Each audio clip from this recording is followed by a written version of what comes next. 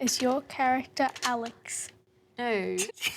My daughter Chloe is 11. She was diagnosed with autism at age 5, but we have had sleep difficulties essentially from the day that she was born. Her brain never stops, so she has a lot of trouble switching that brain off. She doesn't nap ever, so I always thought that was a natural thing, but I'm starting to realise it's more a skill that needs to be learned. So napping is not something that can be done to help her if she doesn't have her sleep. With Chloe not sleeping, I didn't sleep. And then I spent all this time wondering, am I overreacting? Is it me? What am I doing wrong? I'm a terrible parent. My poor child isn't sleeping.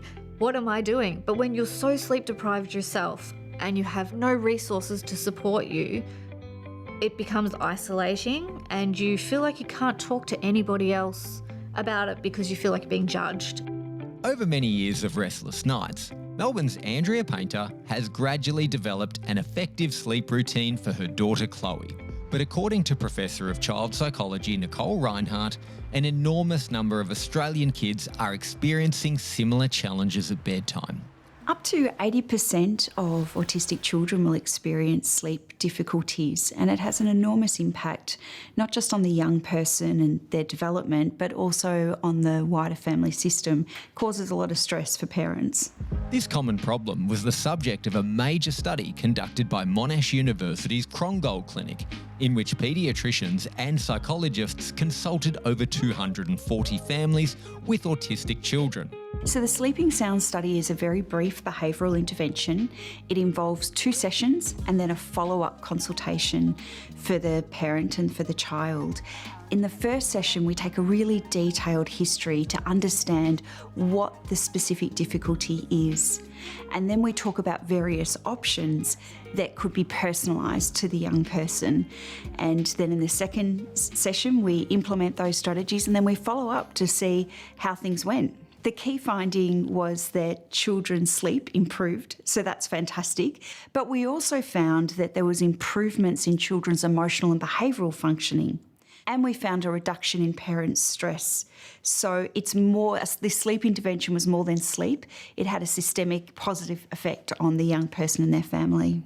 While the results of this study clearly show the value of a personalised approach, researchers also identified a number of strategies that families found particularly effective. We sometimes put in place something called a bedtime pass. It's where a little cardboard pass is made and it says you can get out of bed basically once during the night. And if they're able to manage that, then in the morning they're going to get a reward. But where children are still persistently thinking and worrying and reporting worries at night time, one of the strategies is to write it down, pop it in a jar, pop it in an envelope. So somehow to move that worry from the child's thinking and put it somewhere to come back to tomorrow. So those simple interventions for managing anxiety we found to be really helpful for young people. With a second trial now underway via telehealth, researchers are hoping this study will result in effective sleep interventions becoming more accessible, allowing families all over Australia to get a better night's sleep. When children are babies and infants and they don't sleep, you can go to a sleep school. There's nurses and medical professionals to help you. When you have a child that doesn't sleep, there isn't anyone.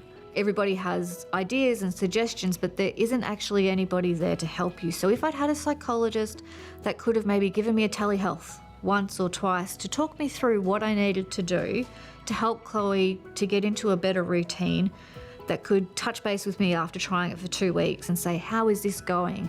Have you, tell me the things that are working, tell me the things that aren't working. That would have just been game changing. That would have reduced our stress and just helped us to help Chloe immensely. It just would have been absolutely life altering to have that kind of support available.